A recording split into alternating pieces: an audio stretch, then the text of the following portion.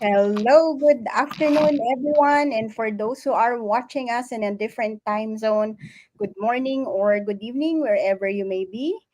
Um, this is Marilyn. I'm the market producer for Ascensus Institute, which is also formerly known as ARIA Business College.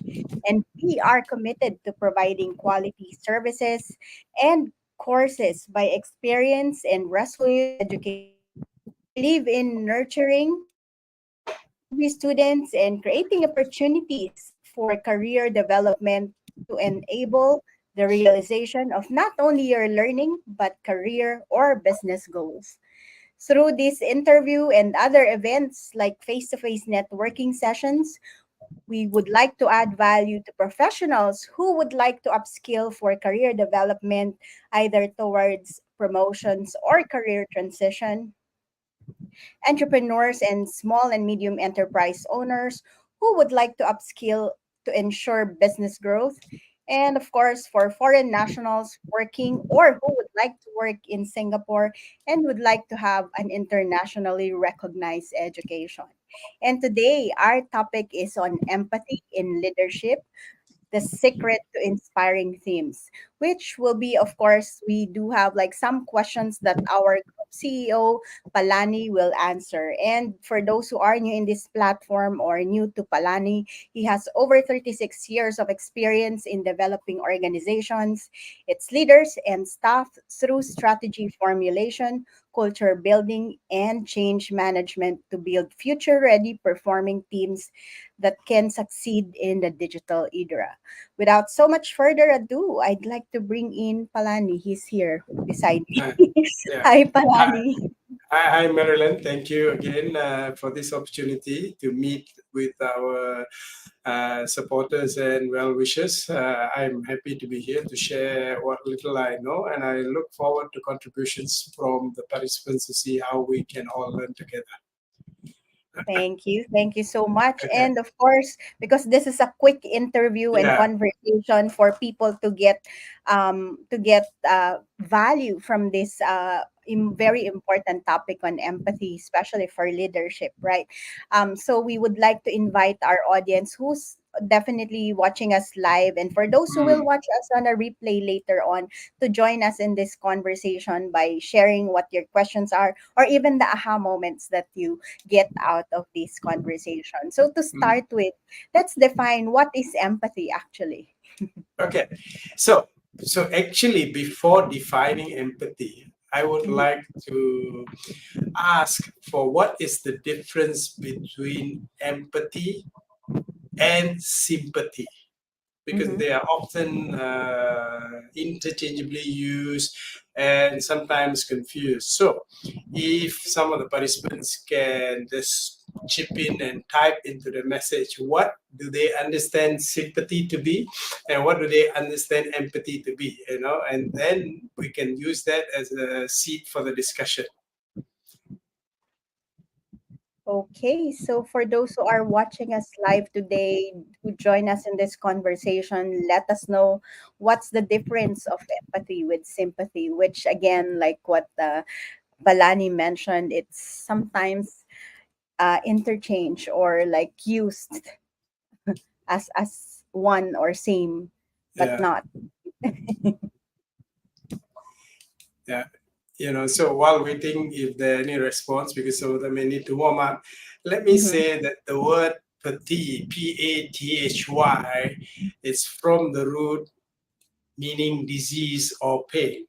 So every time you see this, pathy means there is a challenge, there is a problem. Okay.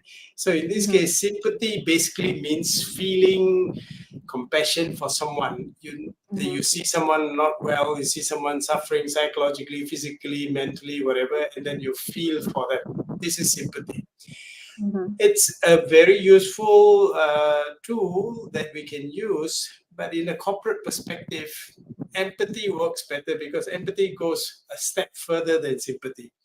Empathy mhm, is about stepping into somebody else's shoe, understanding their perspective and understanding their emotions. It's just not feeling sad or supportive for them, but to Mhm. actually feel what they are feeling. And this is empathy. And for leaders, this is an incredibly powerful tool, because if you are able to feel what your team is feeling, Mhm. then it becomes that much easier to get the perspective of how to work better with them. So that's where empathy comes in leadership. Knowing the feeling of the team and understanding the feeling of the team allows you to appreciate the challenges that they're going through. And if you can understand the challenges as a leader, you'll be in a good place to help them out with this. And in today's work environment, it's especially challenging because we have work from home, we have remote teams, we have virtual working. Sometimes it becomes difficult to appreciate what the team is going, because an email doesn't bring across the emotions. And that's why we need to have this constant contact with our team members on a personal level. If it's virtual Mhm. or remote, at least like a Zoom like this, you can still see the facial reactions. And if you build the relationship with them, then you get the honest response and feedback to allow you to really gauge what is going on with the individuals and the team as a whole. So that's in a nutshell the difference between sympathy and empathy. Thank you so much for bringing so much clarity to us on what's the difference actually between empathy and sympathy. And hopefully, our audience are actually taking notes as well. And we would like to, of course, then ask the next question. I mean, in any like topic, right? We always have like probably common problems, pains Mm, that goes mm. along with this or comes along with this. So, what are the common problems and pains when it comes to empathy? Okay.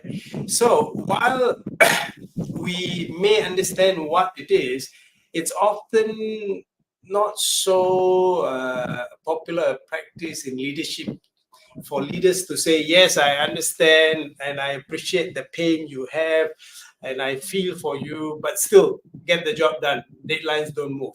And this is the challenge, because it's often misunderstood that if we feel empathetic, then we give in to accepting excuses, or we give in accepting subpar performance, and then we enable the culture of people telling us stories so that they can justify why they don't do their work. Now, Mm-hmm. this happens because the first foundation of a empathetic leadership relationship is not there, which is trust. So if you don't have the ability to build a trust with your team, then the chances are all these negative imprints will be there, which means, is he telling me the truth, or is he spinning a yarn, or is he appealing to my soft side? So the challenge of empathy is not to deal with it when it comes up, but to Mm-hmm. build a lot of trust in the relationship long before you have to be able to practice it.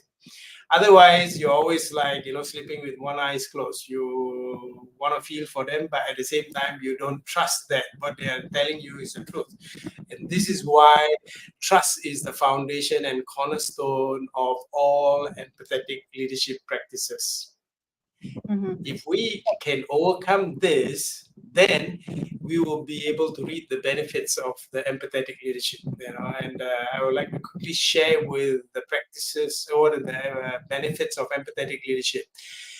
It fosters, like I said, a culture of trust and openness. People in your team feel that they can tell you as it is what it is, without second guessing that maybe you don't trust them, maybe you doubt them. And this allows the leader to have a full picture of actually what's going on. And this openness fosters higher morale and engagement within teams. That's the Mm-hmm. best benefit of trusting empathetic leadership. Then, when the leader is empathetic, the team naturally becomes more collaborative and creative, as well as resilient.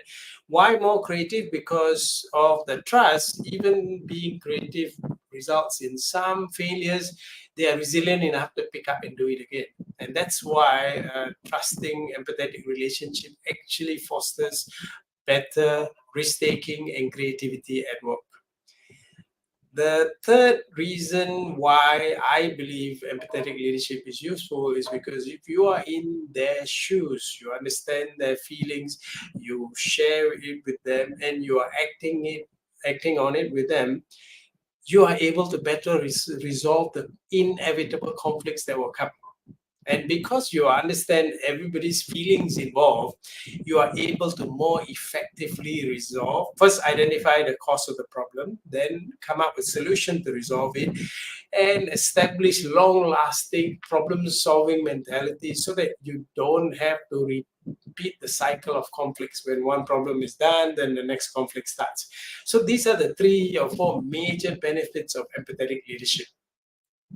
And I want to pause here for a moment in case you have any questions, Marilyn, because we are coming to the 15-minute, and I'm very cognizant of the fact that we told our audience we will do it for 15 minutes.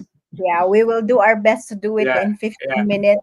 yeah. Although we seem to be just getting started. And I have Mm, actually a curious question between when you answered like the difference between empathy, sympathy, mm, and of course the common problems that we face when it comes to empathy. And you've mentioned the basis of this is trust. It's not really mm, my usual part of question, but this is a curious question that I've read through an article, and it says that they said because I mean there's like a negativity um sort of tagged with empathy because again mm. it's really so much around the feelings, right? Yeah, And yeah. that's why what she was saying in her article is really like so much of don't use empathy but use compassion. But I would say, like, I mean, reading about the article, it's really about the integration and I guess Mm.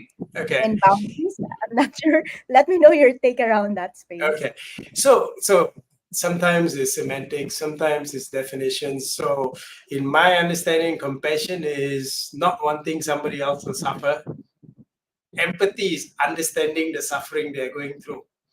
So, if that is my meaning and the author's meaning is similar or slightly different, then that's where all the choices of words, whether empathy is positive or negative, comes in, right? Mhm. Ultimately, in my perspective, being empathetic basically means knowing what they're going through, and then Sure. you can use compassion to see how to solve their problem.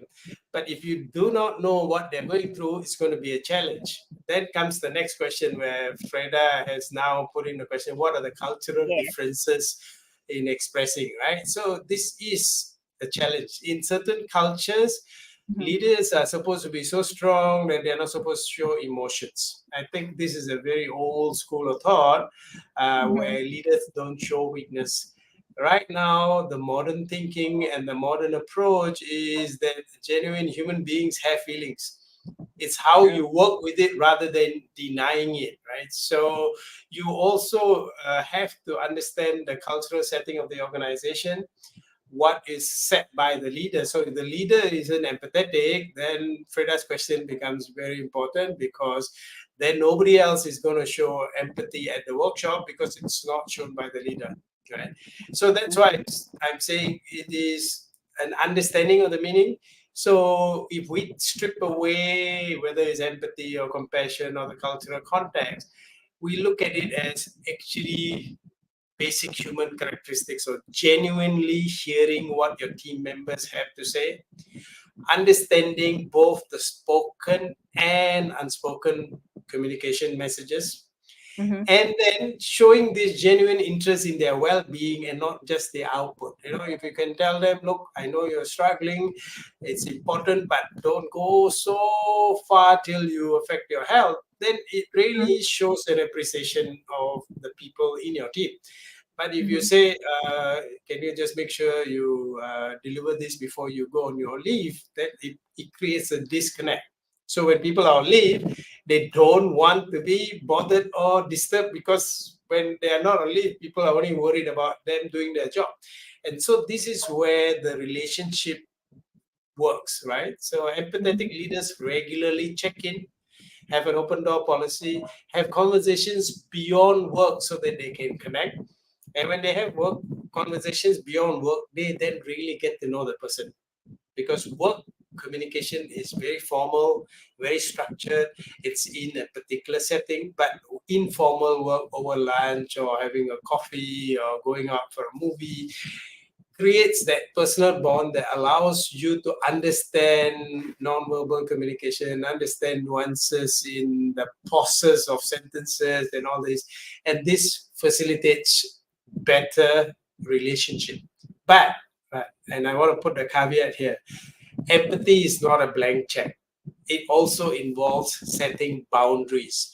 And the boundaries must be that the leaders, no matter how much they feel for or understand what it is that they must do, even if the feelings are strong, the tough Mhm. decisions they have to make, because the feelings may be for a small group of people, but the decision affects the whole organization. So as leaders, the tough decisions have been made. So these boundaries must be very clear. And empathy doesn't always mean agreeing.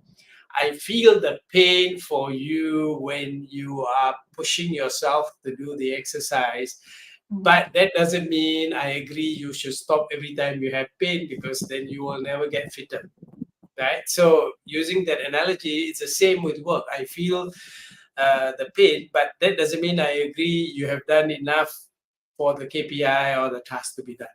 So these boundaries are something that has to be developed. So people cannot take it as a blank check to say, "Oh, I'm Mhm. empathetic boss, so I can get away with anything." Yeah, And I believe that's what that I'm answering. also Jess Ong's question. empathy. Empathy abuse in work. So yeah, so if you have Yeah. boundaries, then you do not have the abuse. Yeah, it's you're actually like answering the question from both Jess and Frida Mm, somehow. yeah. Mm, Yeah, like because the next question from Frida is how effectively you can balance it. And again, you've mentioned about yeah, the vulnerability, boundaries. Yeah. um, Mm, setting the boundaries, and but at the same time ensuring that it's communicated properly as well, right, yeah. along the way. Yeah. And, so can empathy in leadership contribute to a more inclusive and diverse workplace? Yeah, okay. So I'm going to take that question with a few more questions below, which is from Dr. Fred Rotanes. Says, Yes. is there a requirement for empathy towards different generations?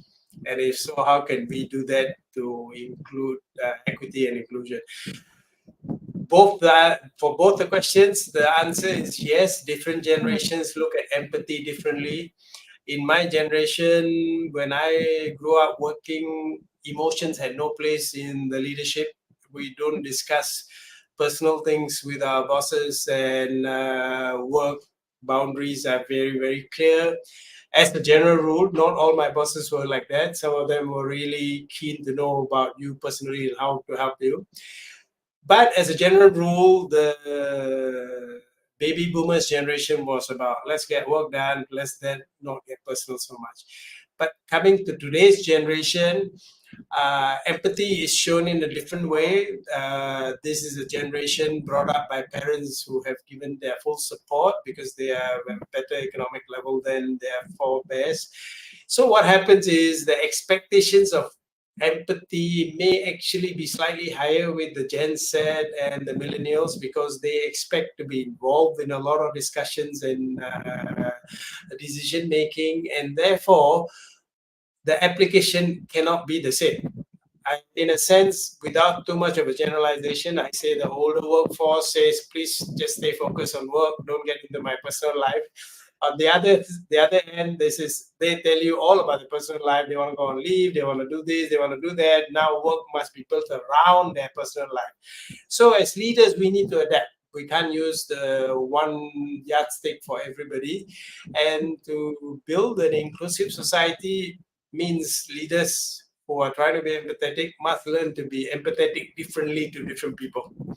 And that's always the challenge of leaders. Everything that we do has always got to be adapted to the people that we are doing it with. Exactly. I really love how you ended that with that. That's really like customizing or making it Yeah. relevant to the people that you actually work with, right? Mm. Because again, that's all about leadership at Yes, the end of correct. the day, right? Making it relevant to the person that you work with. Mm. So, have you answered how are you going to show empathy as a leader other than what you have answered from both Jess and Frida's questions? From me, personally, it's we need to know the people we work with beyond the work they do. Mm-hmm. This is the key. If we only know people for the work they do, then it's going to be a challenge trying to build any kind of relationship, because it becomes a transactional relationship, and a transactional leadership board is not what is successful in the long term, because it can only function for a while. I mean, at least that's my experience. So unless anybody has a differing point of view, I'd say get to know people beyond their work. That would be a good start. Thank you. Thank you for that great Yeah, tip. And again, it's all about building relationship, building that trust that you've mentioned, and yeah, showing vulnerability as a leader, which is not that significant in the past, right? mm, Especially for yeah, most traditional leaders. But that's what it takes to be an empathetic leader, right? yeah, correct, So thank correct. I really appreciate like how you answered all these questions that I've raised today, and of course I really appreciate all those who have actually shared with us their amazing question, and Yeah, thank you. Mm, it's been really helpful to like get more out of you because of these questions that was raised by Jess, Frida, and Dr. yeah, Utanes. Again, I yeah, would like thank to you, thank you. thank you. Yeah, thank Thank you you so for the much, questions. Rani. Yeah. Yes, No, no, and I'm I saying thank you so much for the questions. That was really good engagement. Yes, true, true. So thank you very much for those who joined us live, for those who shared and raised very good questions today. And also for those who will be watching this on a replay, feel free to give your takeaways or even Yeah, additional questions that you might have for Palani. And of course, I would like to take this opportunity to thank everyone, and also to, of course, especially you, Palani, for giving us a very insightful take on your and on empathy, especially on yeah. how it can benefit leaders. And also would like to Mm. take this opportunity to invite especially Filipinos in our Pinoy Connect this coming Ah, Friday okay. at 6 p.m. To empower your career with your with MBA, as well MBA, as yeah. let you know. I mean, Palani will be sharing a lot of tips on how you can level up your career with the help Mm, of MBA. So for those who are interested, especially Filipinos that are based in here in Singapore, do join us on November 24 from 6 to 8 p.m. at Golden Mile Tower, Singapore. And I'm flashing the link as well. We will be adding that on the comments as well later on. yeah. And do join us for that Okay. conversation. Thank you Thank so you. much, Thank everyone. you. Thank you for the time. Thank you. Have a good day. Bye for now. Okay. Bye.